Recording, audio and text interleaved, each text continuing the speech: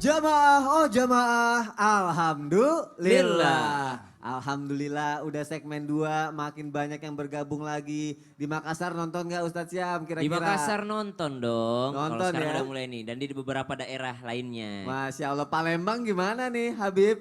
Mudah-mudahan pada nonton Mudah-mudahan semua. pada nonton. Ustadz AR? Wah Jakarta insya Allah. Jakarta insya Allah. Dari tadi. Nonton semua Masya Allah. Jamaah, tema kita pagi hari ini adalah ku kejar akhirat, dunia ku dapat. Masya Allah, gimana caranya? Ada satu cara yang tadi Ustadz Syam nih udah bikin penasaran orang nih. Gak boleh gitu Ustadz Syam. Apa itu? Orang penasaran, tadi katanya ada amalan yang insya Allah akhiratnya dapat, tapi dunia dan seisinya juga akan dapat juga. Wah, dunia dan seisinya. Iya, itu apa? Berarti kita ngelakuin amalan itu cuma cukup ngelakuin amalan itu aja maka bisa dapat semuanya gitu? Iya dong. Waduh, Iya apaan dong. tuh? Ya, insya Allah. Kalau Ya. gitu silakan Ustadz Syam, aku mohon penjelasannya. Izin kembali guru-guru kami, Tabe, Ustadz Ahmad Ridwan, Habib, dan Mas Soni yang dimuliakan Allah Subhanahu wa Ta'ala. Dan seluruh jamaah yang insya Allah hari ini sudah mendapatkan dunia dan isinya.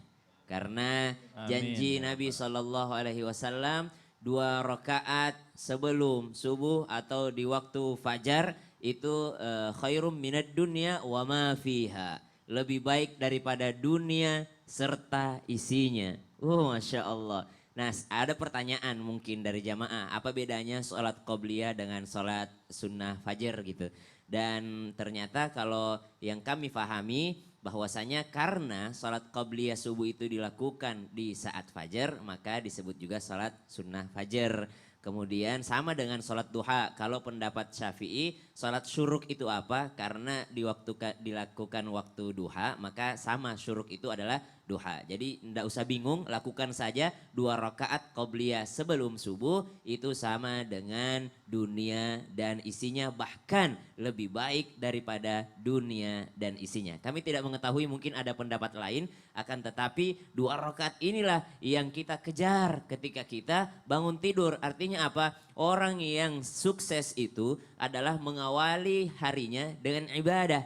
Tidak terlambat atau tidak lebih duluan ayam bangun daripada dia. Yeah. Kalau pesan orang tua kita kan jangan sampai ayam itu duluan bangun daripada kalian. Karena pembagian rezeki terjadinya di awal pagi hari. Kemudian ada malaikat yang mendoakan orang-orang yang bangun di pagi hari. Jamaah yang dimuliakan Allah Subhanahu wa Ta'ala. Perlu kita garis bawahi tadi pertanyaan dari Mas Soni nih. Jadi nggak usah kerjain yang lain dong. Iya, itu gimana dong kalau gitu? Jadi cukup sholat 2 rakaat aja nggak usah kerja gitu ya. Iya. Oh nggak begitu. Pernah baginda Nabi SAW menegur istri beliau, dalam riwayat lain menegur Fatimah anak beliau. Yang tercinta Sayyidatina Fatimah dan Sayyidatina Aisyah radhiyallahu taala anha, istri beliau baginda Nabi SAW ditegurnya. Kemudian dikatakan nggak usah resah tentang urusan kaya atau miskin. Nggak usah resah tentang takdir Allah Subhanahu wa Ta'ala. Akan tetapi ada tambahan daripada teguran Nabi. Akan tetapi ijtihad gitu. Akan tetapi lakukan saja semampumu untuk menjadi orang yang kaya. Contoh gini, nggak usah kau mengingat-ingat, oh saya harus jadi orang kaya. Oh saya kalau nggak kaya gimana ya, melarat. Kenapa kalau saya nggak punya deposit, kalau saya nggak punya aset gimana ya anak saya bisa sekolah. Nggak usah pikirin itu, tapi kejar dulu. Kejar dulu, akhirnya bekerja keras dulu apa yang diperintahkan oleh Allah Subhanahu wa Ta'ala. Baru setelah itu hasilnya serahkan kepada Allah Subhanahu wa Ta'ala. Jadi nggak boleh juga orang duduk berleha-leha habis sholat qobliyah selesai ya, sholat nunggu rezeki datang, nggak gitu. Tapi tetap bekerja keras tanpa harus yang namanya sedih sebelum mendapatkannya.